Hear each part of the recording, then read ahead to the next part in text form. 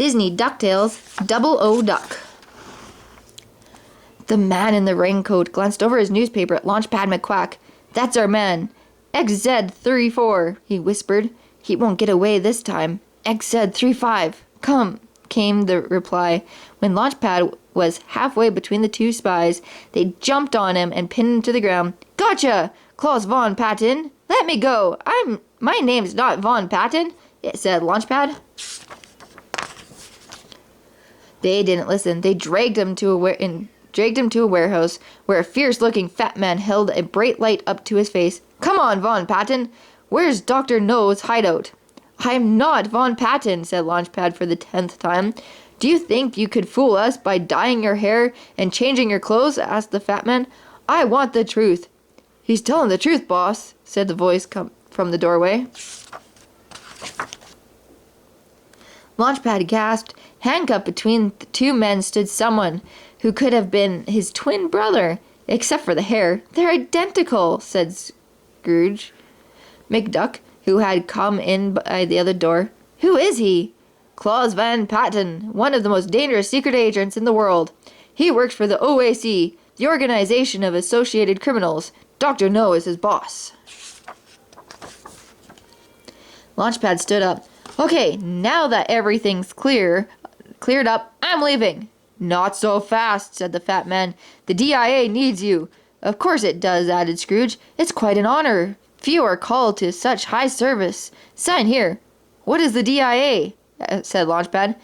"Duckland Intelligence Agency, our secret service," explained Scrooge. "Now sign it, please. We haven't got all day."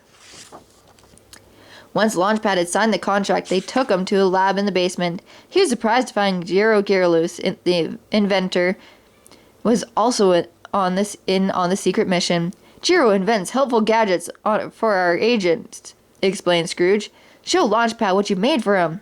"Okay, if you're going to take Von Patten's place, you'll have to wear a black wig. I've hidden a pistol under it to fire. You just have to pull out the sideburns. There's also a tiny camera under your bow tie, but my best invention is this car." This was Jiro's masterpiece. The car turned into a helicopter at the touch of a button. Once the mission had been explained, and he had been disguised as Von Patten, Launchpad left for India, stopping only for fuel and repairs. He soon landed in New Delhi. Launchpad zigzagged through the city towards the Taj Mahal cabaret. It was still early, but the place was full. Everyone wanted to see the famous dancer, Ducka Harry. Launchpad sat at a table at the edge of the dance floor. 407, she whispered as she glided past. "The new password?" he asked when she passed again. "No, my room number. Be there in 5 minutes." After a moment, Launchpad left his table and went to her room. When her dance ended, Dr. No agent followed. "Be with you in a minute, darling," she promised, going into the next room. She opened her bag and took out a comb. But it wasn't a comb, it was a telephone. "Dr. No, I'm positive. Klaus Von Patten is either a double agent or an imposter. What shall I do?" Ducka Harry was beautiful. She was also a deadly expert in karate, and if Launchpad hadn't escaped quickly, his adventure as a secret agent would have ended then and there. He raced to his car, but his enemy wasn't ready to let him go, and raced after him. Finally, Ducka Harry pushed him off the road and watched his car go over a cliff. "What a pity," she sighed. "He was so good-looking." She never thought for a moment that the false Von Patten would live through the accident, but of course, Launchpad simply pushed the button that turned his car into a helicopter, and he never hit the ground. In a few days, he was back in Ducka Harry's trail, watching her enter a grocery store in a Swiss village. After waiting an hour, he decided to go in after her. Inside, she was nowhere to be seen. "She must be in the back," Launchpad thought. "How can I get in there?" He left and came back later, carrying boxes of sausages. "Sausage order," he said to the owner. "Shall I put it in the back?" "I didn't order sausages," said the shopkeeper. There's been a mistake, but Launchpad had already gone through the back of the shop, only to find there was nobody there either. "Gee, it's cold in here," he said. "I better turn the temperature up, or I'll freeze." He touched the knob, and right away the secret passage opened. Without a moment's hesitation, he entered. The passage led to an underground lab where Launchpad was surprised by Dr. No and his henchmen.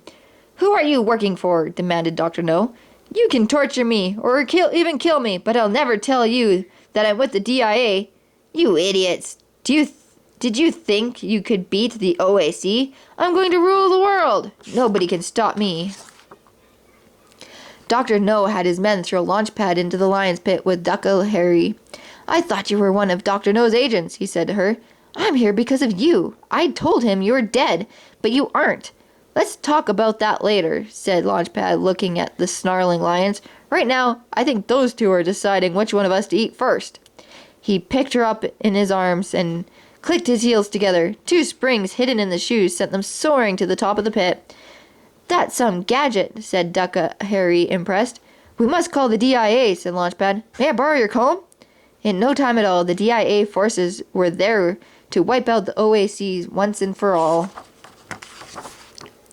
Suddenly, the building was surrounded by special agents and commando forces. "Dr. No is getting away!" cried Ducka Harry. "You'll never get me," growled Dr. No. He climbed out onto the laboratory's balcony and ran to the end, but there was no way out. "It's the end of the road for you, Dr. No," said Launchpad. "No, get out of my way." Suddenly the railing gave way. "Take my hand," Launchpad yelled, but it was too late. The evil Dr. No fell to the ground. Launchpad was stunned. "Let's get out of here," he said. "It's all over." "It's time to say goodbye," Launchpad said to Ducka Harry. "Take me with you," Ducka Harry begged. "It wouldn't work," said Launchpad. "I couldn't be a secret agent in your world, and you would end up bored in mine." And he turned and walked away to his helicopter.